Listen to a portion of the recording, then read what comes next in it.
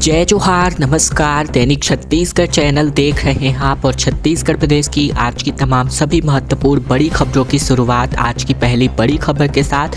केंद्रीय बजट में रेल यातायात के लिए कई घोषणाएं करी जा चुकी है, जिसमें रायपुर से लेकर के झारसुगुड़ा के बीच 310 किलोमीटर नई रेल लाइन के बिछाने का कार्य किया जाएगा।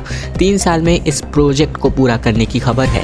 रायपुर से लेकर झारसुगुड़ा के बीच 310 किलोमीटर लंबी नई रेलवे लाइन बिछाई जाएगी और इसके लिए गुरुवार को पेश किए गए केंद्रीय बजट में 500 करोड़ रुपए की मंजूरी दी गई है। इस रेलवे लाइन के बन जाने से अंचल के लोगों को आवागमन के लिए बेहतर सुविधा मिल सकता है।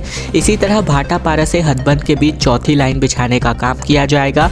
इसके लिए केंद्रीय बजट में 100 करोड़ रुपए का प्रावधान है। वर्तमान में रायपुर से लेकर झारसुगुड़ा के बीच रोजाना तकरीबन 1 दर्जन से अधिक गाड़ियां चलाई जाती हैं, लेकिन आवागमन ज़्यादा होने के कारण अक्सर यात्रियों को परेशानियों का सामना करना पड़ता है। रायपुर से लेकर झारसुगुड़ा के बीच नई रेलवे लाइन बिछाने की स्वीकृति छत्तीसगढ़ और ओडिशा दोनों के लिए महत्वपूर्ण माना जा रहा है। इस कार्य को 3 से 4 साल में पूरा करने का टारगेट है। वहीं रेलवे अफसरों के मुताबिक नई रेलवे लाइन जहां से विकास की गति बढ़ेगी, वहीं यात्रियों को इसका लाभ मिलेगा। माल ढुलाई में भी इसकी वजह से तेजी आएगी। मध्यम वर्ग के लिए विशेष आवास योजना शुरू होगी, जिस पर सीएम साय ने कहा कि विकसित भारत का बजट है। कांग्रेस ने कहा कि महंगाई और बेरोजगारी पर कोई भी फैसला नहीं लिया गया है। वित्त मंत्री निर्मला सीतारमण ने बीते दिन मौजूदा मोदी सरकार का अंतरिम बजट पेश किया, जहां उन्होंने 58 मिनट का लंबा भाषण प्रस्तुत किया। फैसलों का जिक्र करते हुए सीएम साय ने इसे विकसित भारत का बजट बताया। ट्विटर मीडिया हैंडल पर इन्होंने लिखा कि मध्यम भारत का बड़ा घोषणा इस बजट के माध्यम से हुआ है। मध्यम वर्ग के लिए विशेष आवास योजना की शुरुआत होगी। वहीं कांग्रेस ने इसे मोदी सरकार का अंतिम बजट बताया। मुख्यमंत्री साय ने कहा कि किराए के घर, झुग्गी बस्तियों और चौल में रहने वाले लोगों को इसका योजना का लाभ मिलेगा। ग्रामीण आवास योजना के तहत 3 करोड़ का लक्ष्य पूरा होने की कगार पर है। वहीं केंद्र सरकार की ओर से अगले 5 साल में 2 करोड़ से अधिक घरों के निर्माण का लक्ष्य तय किया गया है। केंद्र सरकार के बजट को लेकर कांग्रेस कमेटी के प्रवक्ता धनंजय ठाकुर ने कहा कि मोदी सरकार की विदाई का ये अंतिम बजट है। इस बजट से देश की जनता को निराशा हाथ लगी है। छत्तीसगढ़ के सभी जिलों में नवोदय और सेंट्रल स्कूल खोलने की घोषणाओं को लेकर के चर्चाएं हैं। मंत्री बृजमोहन अग्रवाल ने केंद्रीय मंत्री प्रधान से इस बाबत बातचीत की है। दरअसल छत्तीसगढ़ में सभी जिलों में नवोदय विद्यालय और सेंट्रल स्कूल खोलने की योजना है। इस संबंध में प्रदेश के शिक्षा मंत्री बृजमोहन अग्रवाल ने नई दिल्ली में केंद्रीय मंत्री धर्मेंद्र प्रधान से मुलाकात की है। इस दौरान उनसे छत्तीसगढ़ के सभी जिलों में नवोदय विद्यालय और सेंट्रल स्कूल खोलने के लिए अनुरोध किया। इन्होंने केंद्र सरकार की ओर से संचालित योजनाओं और केंद्र सरकार की हिस्सेदारी बढ़ाए जाने का भी आग्रह किया है। स्कूल शिक्षा मंत्री अग्रवाल ने मुलाकात के दौरान केंद्रीय शिक्षा मंत्री को बताया कि यहाँ केंद्र की योजनाएं समग्र शिक्षा, पीएम श्री योजना, मध्याह्न भोजन इत्यादि में केंद्र और राज्य की हिस्सेदारी क्रमशः 40 और 60% की है।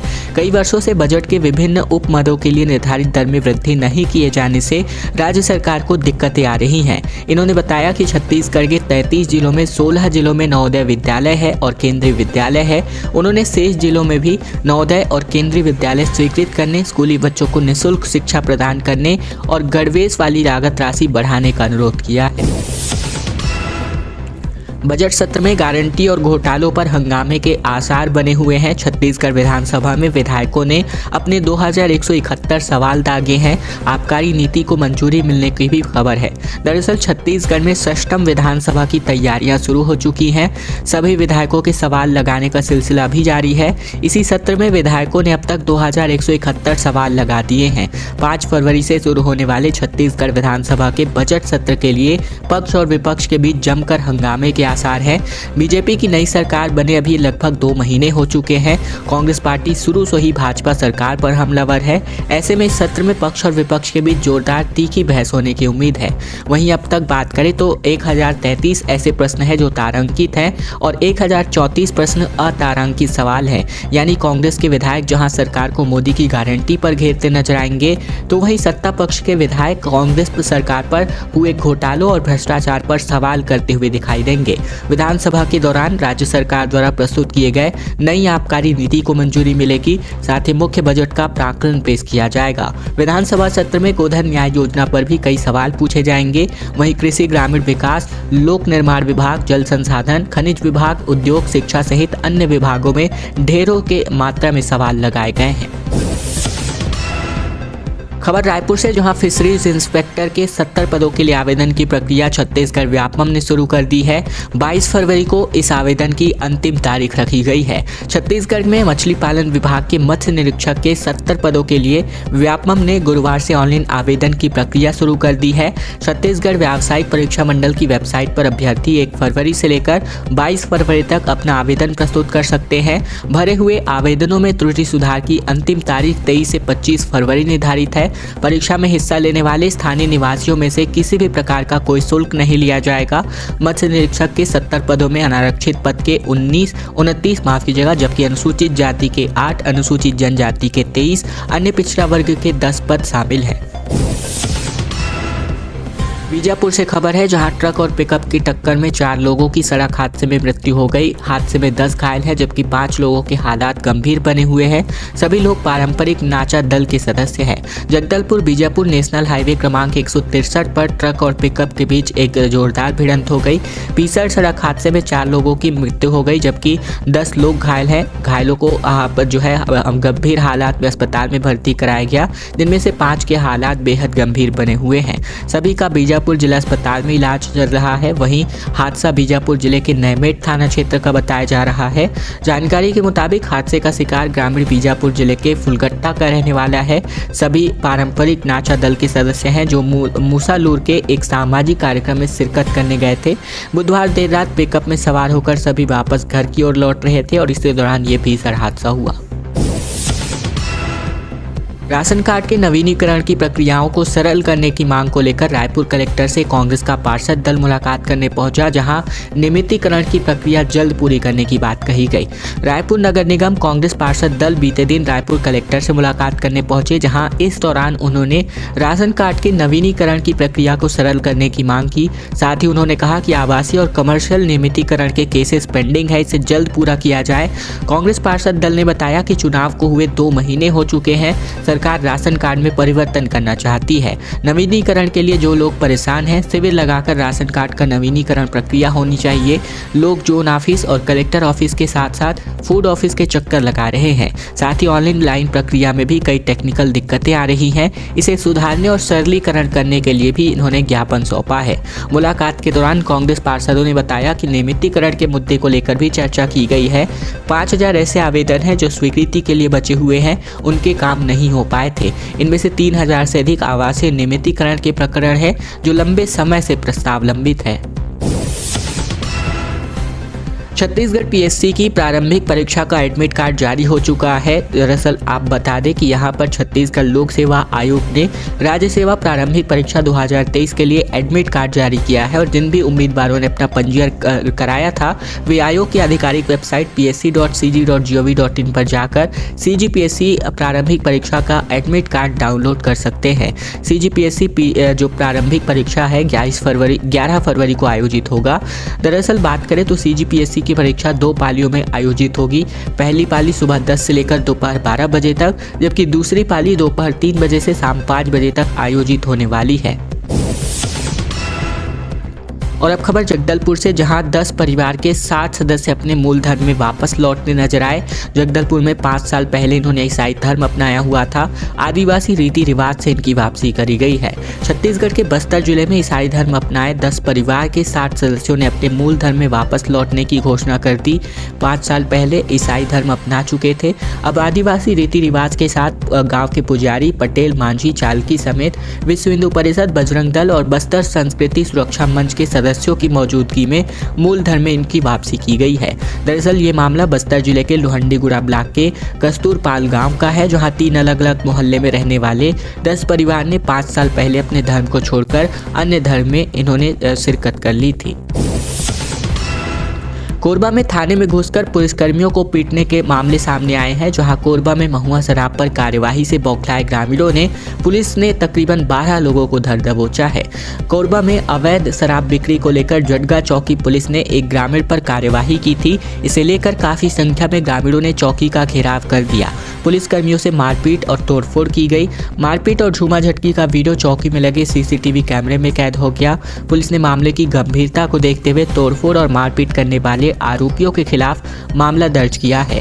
12 से ज़्यादा आरोपियों की गिरफ्तारी हो चुकी है। वहीं कटघोरा अतिरिक्त पुलिस अधीक्षक नेहा वर्मा ने बताया कि जडगा चौकी पुलिस को सूचना मिली थी कि गांव में अवैध रूप से शराब की बिक्री होती है और इसी सूचना पर चौकी प्रभारी टीम के साथ मौके पर पहुंची और कार्यवाही करते हुए चौकी लेकर इनको ग्रामीणों को लेकर आ गई थी, जहां ये पूरा मामला हुआ।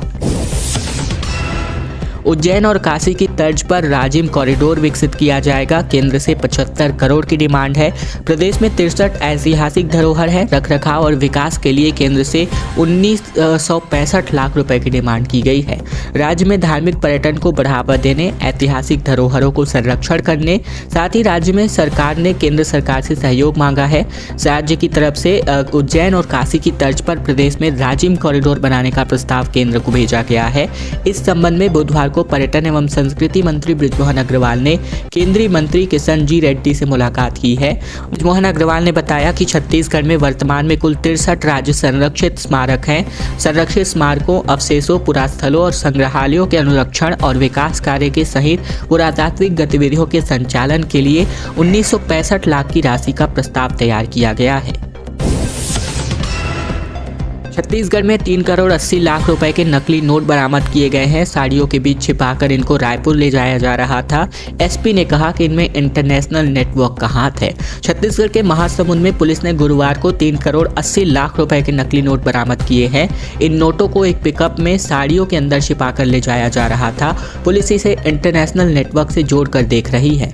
मामला सरायपाली थाना क्षेत्र का है। एसपी राजेश कुकरेजा ने बताया कि 760 पैकेट से 76,500 के नकली नोट मिले हैं। इन्हें 4 बोरियों में भरकर सारंगगढ़ से रायपुर ले जाया जा रहा था। उन्होंने बताया कि पिकअप चालक सरायपाली निवासी अरुण सिदार को गिरफ्तार कर लिया गया है। पुलिस को बुधवार को सूचना मिली थी कि नकली नोटों को ले जाने की सूचना मिल गई थी। इसके बाद नाकाबंदी की गई। सरायपाली से अग्रसेन चौक के पास एक सुबह एक पिकअप आती दिखाई दी। पुलिस ने इसको रोका और तलाशी ली तो अंदर साड़ियों के बीच छिपाए गए नकली नोटों का जखीरा बरामद हुआ। शहीद जवानों के परिजन को 10-10 लाख रुपए की सांत्वना राशि दी जाएगी। जहां मुख्यमंत्री साय ने टेकलगुड़ेम मुठभेड़ को लेकर घोषणा की। बैकुंठपुर का झुमका डैम पर्यटन स्थल के रूप में विकसित किए जाने की भी घोषणा की गई है। दरअसल बीते दिन कोरिया जिले के 2 दिवसीय झुमका जल महोत्सव की शुरुआत हुई। मुख्यमंत्री विष्णुदेव साय ने इसकी शुरुआत की।